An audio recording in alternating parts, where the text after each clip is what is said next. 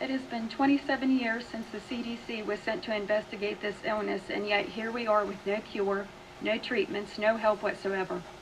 Naming a severely disabling disease, chronic fatigue syndrome, is like a sick joke.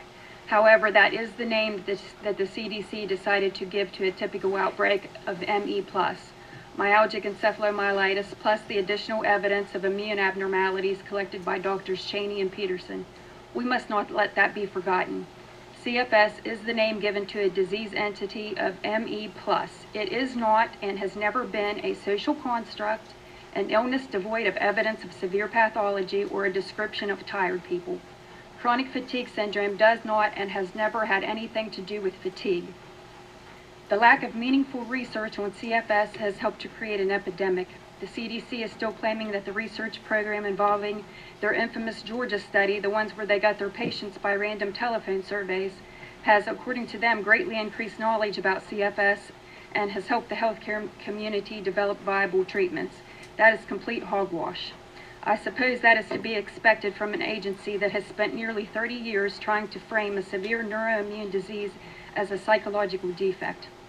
They have wasted what little paltry pittance of research money allocated towards this heinous disease on garbage studies like the ones that claim that childhood trauma and personality disorders are risk factors for CFS. CFS is a term coined in response to a severely debilitating illness with evidence of profound immune abnormalities. Let's try working with the evidence instead of inventing psychological drivel, or at the very least, if you are not going to help us, at least stop lying about us. I developed CFS in 2006. Fatigue was the least of my problems. I was experiencing episodes of being unable to move my arms and legs, days that I was so weak that I had to crawl to the bathroom, head and neck pain that made me feel as if I'd been beaten with a baseball bat, new onset dyslexia, loss of short-term memory, frequent syncope, racing heart rate, seizures, natural killer cell numbers so low that my doctors first thought it was a lab error. I lost my friends, my career, and my independence. We are all aware of the stigma associated with the name chronic fatigue syndrome.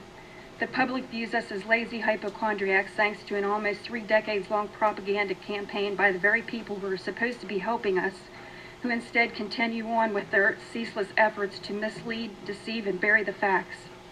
I want to make something very clear. The illness known as CFS, based on an outbreak of ME+, has never been fully investigated by anyone. Not one researcher has examined all of the evidence that caused the creation of this syndrome. After nearly 30 years, not a single one. This is a disgrace. A disease that has brought brutal and relentless suffering to now millions of people, and yet we have evidence that has been around since the inception of the syndrome that has never been examined. The reason that I'm able to be here today is because I have been fortunate enough to be able to utilize therapeutic strategies based on evidence that has been ignored for over a quarter century.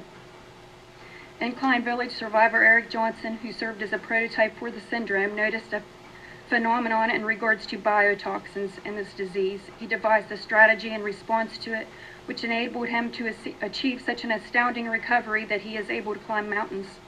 Thanks to his work and persistence, there are now quite a few CFS patients who have used his techniques to achieve recovery.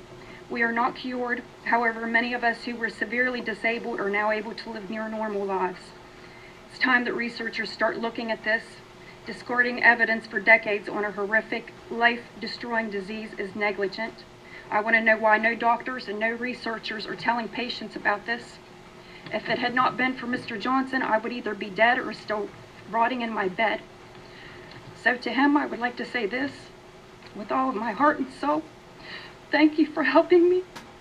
And to all of you CFS researchers who claim to be unaware of this evidence, I want to say this: you are aware now. What are you going to do about it?